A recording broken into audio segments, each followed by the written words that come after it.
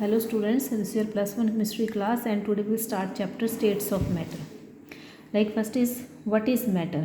Anything that occupies space and have mass is known as a matter.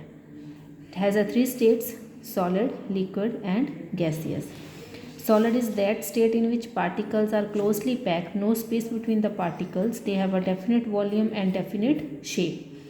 Liquids are those in which there is a space between the particles. They have a definite volume but not definite shape.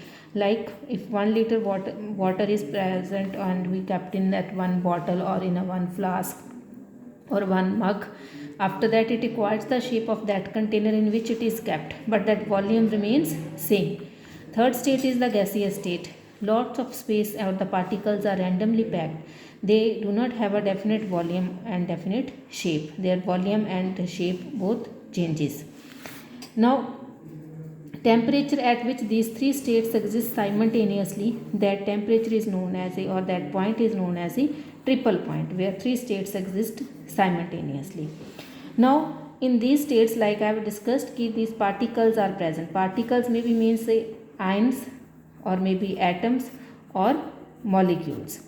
And now these particles are present, they are held with each other or they are held by some type of forces. That forces are known as the intermolecular forces. So intermolecular forces, force of attraction and repulsion between the particles is known as the intermolecular forces. Even these forces are weak forces and these are present in the non-polar molecules also, like H2, Cl2, O2, etc. In these non-polar molecules, intermolecular forces are also present which hold these particles. That's why these are the weak forces. Now intermolecular forces, these arises due to the following types of interactions. These are the four types of interactions which arises that intermolecular forces. First one is dispersion or London forces, dipole forces, dipole induced dipole forces and hydrogen bonding. First we will discuss first type of force, that is dispersion forces. Dispersion forces or London forces, on the name of that scientist who discovered these forces. That's why these are known as the London forces. Fritz London was the name of that scientist. On the name of the scientist, the same name is given to that type of force.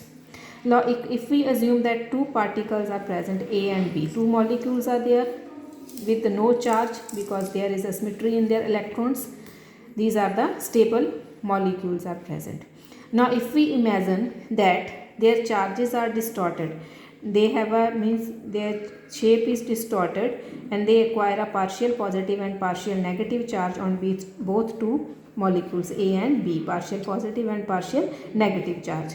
So in this case where no charge is present and there is a symmetry in their ions or the particles, so there is a no dipole moment in this case. And when we imagine that their shape is distorted and their charge is acquired partial negative and positive, so in this case temporary dipole is induced and that temporary dipole moment is known as a instantaneous dipole. Now this formation of this instantaneous dipole that distorted the electrons distribution and it's called the instantaneous induced dipole, means this distribution is more towards this and it is less towards it. Same way positive and negative charge more towards this and less towards this. So this distortion of in the shape, it means there is a electron distribution is not equal and it is known as the instantaneous induced dipole. And this temporary dipole attract each other and the forces, these are discovered by the Fritz London. That's why these are known as the London forces.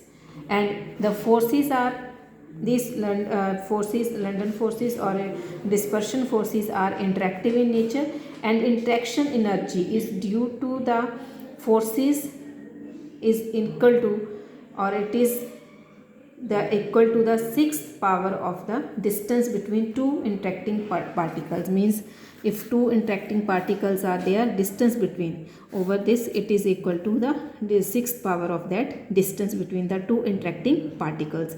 Means forces are interactive in this case and interaction energies due to these forces is directly proportional to 1 by 6th power of the distance between the two interacting particles. And strength of these forces that depends upon size of molecule, number of electrons present in the molecule, and molecular structure. Bigger is the size or the distance between the molecules, so more is the distortion between the particles or the molecules. So these three are the points which recognize the strength of the forces: size of the molecule, number of electrons present in the molecules, and molecular structure. Rest we will discuss in the next video. Thank you.